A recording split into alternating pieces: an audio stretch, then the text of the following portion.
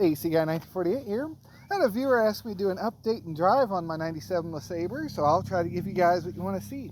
Bought this car about a year ago, and other than a few things, it's been pretty great. Most of what I did to it was change the passenger side door and swap out the gauge cluster. And that kind of rendered the other car outside of the realm of where I want to get it going again, because it was about $150 for the gauge cluster, and the previous owner took the cat off of it, the starter, a few sensors were missing. My brother's car ended up getting one of the sensors off of it, so it ended up needing a few things. This car, I did end up putting new headlights in. They were aftermarkets, but they're same as OEM, so they actually work really good. The gauge cluster in this car was not working, so I don't know exactly what the mileage was, but it was somewhere around 100,000, we're going to guess, between what the previous owner had told me and the mileage where it was at. I can't imagine someone drove this very much without the entire gauge cluster not working.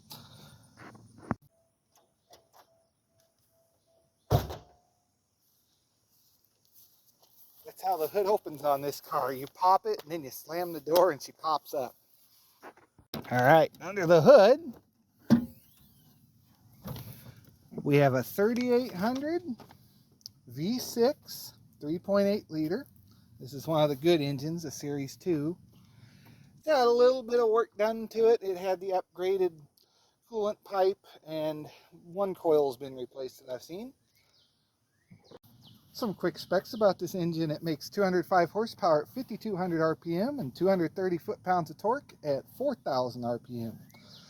The car has an 18-gallon fuel tank and gets 17 city and 27 highway, with a combined of 20 miles per gallon. Actual fuel mileage varies, though. It seems to do fairly well on gas. I don't have exact numbers in front of me for what I've been getting, because I really haven't tested it. And I do mostly city driving anyway, so that's kind of a moot point. The highways where you really want to drive this car, they really aren't that great in the city. In the city, that is to say, for fuel mileage. These are actually quite nice cars to drive around. You have tons of space, not only inside, but in the trunk. In order to get into the trunk, we come in here and push the handy little trunk button. Or we can also use the handy key fob that comes on this car. You can also lock and unlock the car. One tap for the driver's door, 2 taps for the rest of the doors. This has actually quite a large trunk. It's 17 cubic feet. You can carry quite a few bodies back here. That needs to come off. Why would you have a Ford dealer badge on a Buick? Now let's take a look at the inside. This one, I'm lucky enough to have leather seats. My other parts car had a set of cloth ones, and I really like these seats. They're very comfortable. Also, they're fully power. All sorts of tilt options. You can get it dialed in just the way you want it. Something I always thought was odd was the light switches are in the door, although you hardly ever use them because this does have a twilight zone, a sentinel, so anytime it's dark the lights will come on. And it also has daytime running lamps, so if your car is running and in drive, the headlights are on. My car does not have the little cornering lights that turn on when the turn signals flash. And I kind of looked at putting those on here, but it seems like it'd be more work than it's worth for the little bit of brightness you get out of that little corner lens. So I believe only the limited versions had that. This is the back door that I stole off my parts car. It did not have the chrome striping, which I believe someone put on as aftermarket, but I really do like the way it looks. So I went ahead and took some tape, chrome tape, and put it down there. You step back far enough, it looks all right. It is starting to peel off. I need to get some glue and fix that, but from way back here, it really doesn't look too different. I really like the chrome. I see a lot of people in the comments saying to take it off, but I'm going to leave them. They're actually a pretty thick piece of steel. Now to get into the back seat of this car, you have this old-timey door handle. It actually has a push button on it. I've had a lot of people walk up to this car to get in and just keep pulling and pulling. I gotta roll the window down and tell them, hey, push the button. It's the only way you're gonna open this. Once you get inside, you have quite a bit of leg room. I'm 6'7", and in the back seat, this is with the passenger seat almost all the way back. It could actually be tilted forward a little bit because you have a ton of space in the front seat. But I'm just going to slide on in here. As you can see, I actually have a fair amount of leg room here for this being all the way back. If they were to move that forward just a little bit, I'd be fine. Anyone shorter than me, they'd have a ton of space back here. So this is a really comfortable car for tall people, or if you're just going to transport adults around in general. So yeah, this is a very roomy car. There's also a fold down armrest. But sadly, there is no pass-through to the back, which I feel was a missed opportunity. There should have been a zipper there to open that up so you could put like a long board or a ski or something in there. But oh well. This door still doesn't close 100%. Ah, it closed pretty good there. It makes a liar out of me. This here is the passenger side with the seat in the same position as where I was sitting in the back. So you have tons of leg room up here. Very nice seat. I find it very comfortable. Fits my back fairly well. And I'm a tall person, so this car really suits me. Moving on to the features for the passenger, not a whole lot. Just a little ashtray, your power door locks, and the window control. Now, the fancier version, the Limited, would have had a little digital controller here for the climate control for the passenger side, with like a little, you had a digital gauge and like a hot or cooler buttons. But no such luck on this one. Here on the driver's side, you have your lights, parking lights, power mirrors with a little switch in the middle to control if you're controlling your left or right. All-way power seat, which is very nice. You can get that dialed in exactly the way you want it. Automatic driver's window, which works when it wants to. You have to flick it just the right way for it to want to come down. Normal window controls for everyone else, and a switch that can make everyone yell at you because they can't roll their window down. The key on this is a bit of a pain to have a copy made because it's got that little chip on it. But look at the idiot lights. You see them all up there in the dash. It's pretty cool. She fires right up though. Neat little trick on this thing. Watch the volume knob. Actually moves when you push the button. I think that's kind of a neat feature. Seat control, scan, AM, FM, mute, and volume control. Everything is done up on this one little turn signal. You got your left and right blinker. Surprised they didn't factor in the hazard lights on this. That's this weird little, I always hated this on these GM cars. You gotta push in this really hard button to get your hazards on. And then you've got this flimsy little pull out thing that just rotates on here. And I've seen a lot of these broken off that you just pull out on to shut your hazards off. I always thought that was such a silly little switch. But over here you got your windshield cleaner, your wiper control itself, the high beam, low beam, and your entire cruise control. You get going to about 30 miles an hour. Make sure this is flipped to the on position. Push the button. It'll engage cruise. If you want to add to it, you just hit this, and it's supposed to be like, I think, 5 miles an hour or more. Every time you click it, it'll shoot it up. And then to disable it, you can either click that to the left or push the button again and it'll shut it off. So yeah, just a little feature on it. Cup holders in the middle here, I almost think they were an afterthought. They fold up in here, but they won't, Okay, I'm surprised they didn't fall out. A lot of the times these things will fall out. And they come out and kind of sound like they're going to break when they click into place. And they got a little bit of movement. You can put a bigger drink in there, but I would not put too much trust in them. They even have little cutouts for mug handles. Neat idea, but and the back does not have any sort of cup holder, so that's not very good. Your best bet on this car is to get those little slide-in inserts with the cup holder, but even then, that's a pretty wide ledge for one of those, especially up here. It's pretty wide.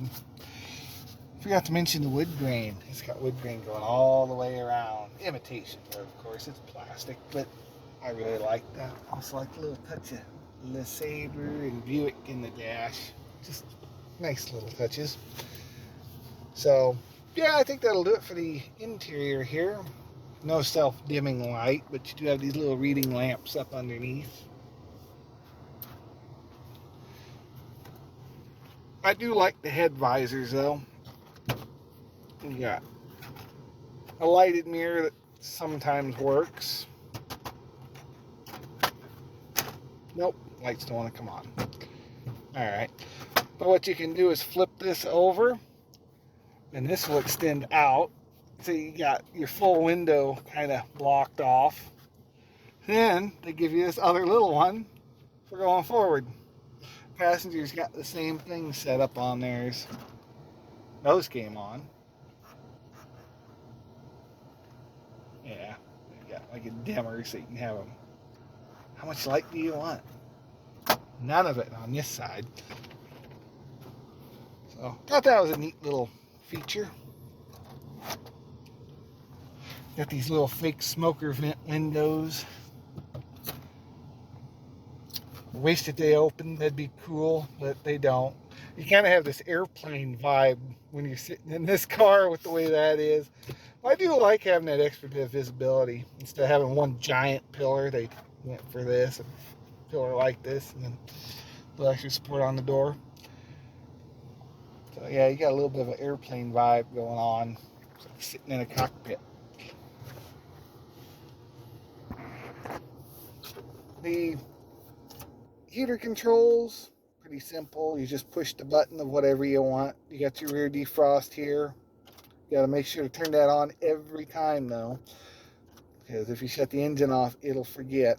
So you can't just get in, it'll start defrosting on a cold day.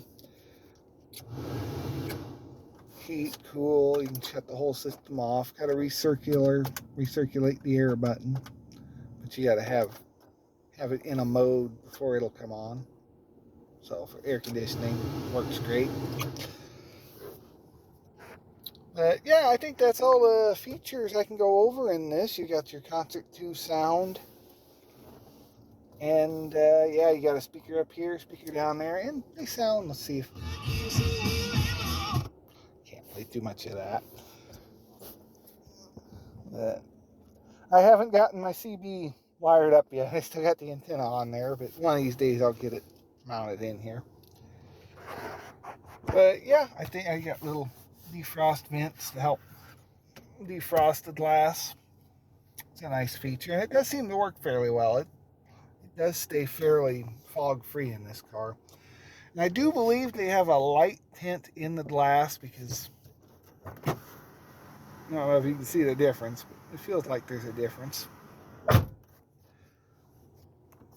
So I really like this car.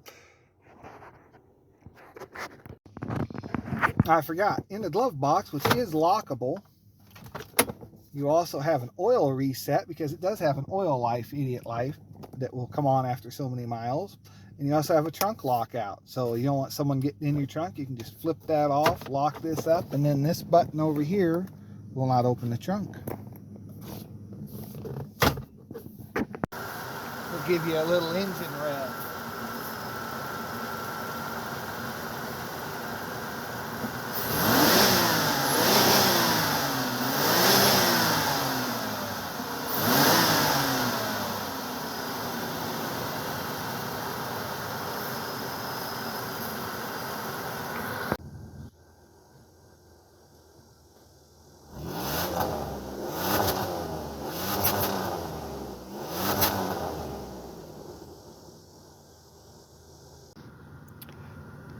As you can hear it starting to break up, it does have a rev limiter. It seems to hit around 4,000 RPM.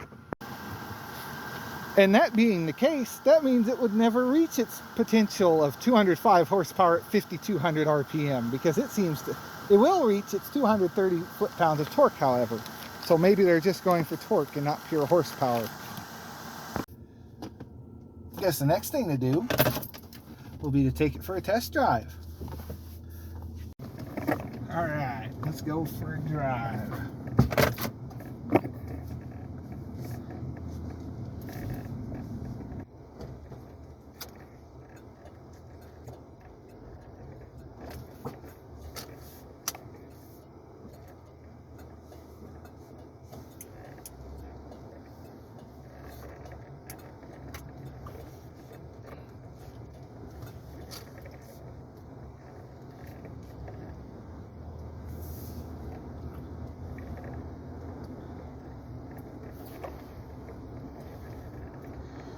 Speedometer, all right.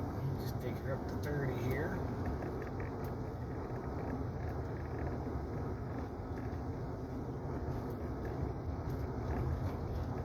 Quiet ride.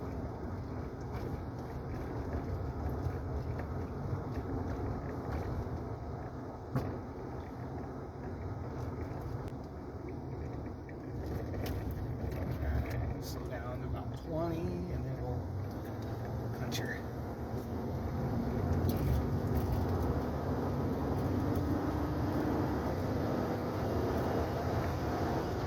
It's not winning any races, but it's quick enough.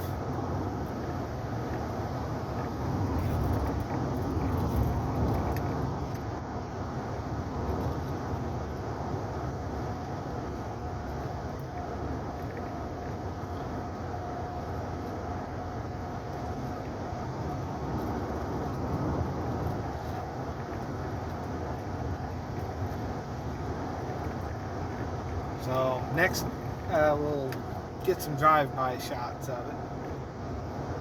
I think those will be more interesting than you guys staring at a speedometer.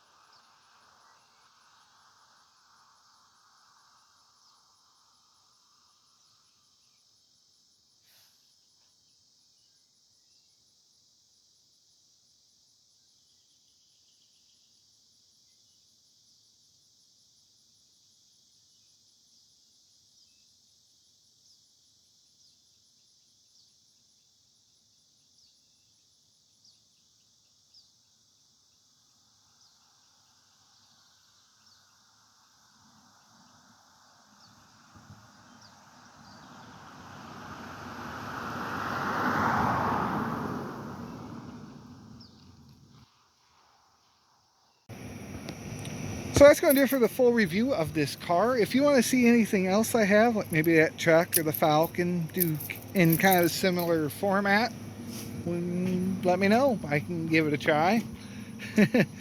Here took all afternoon to try and do up and do all the takes, but I'm trying to make better content for you guys.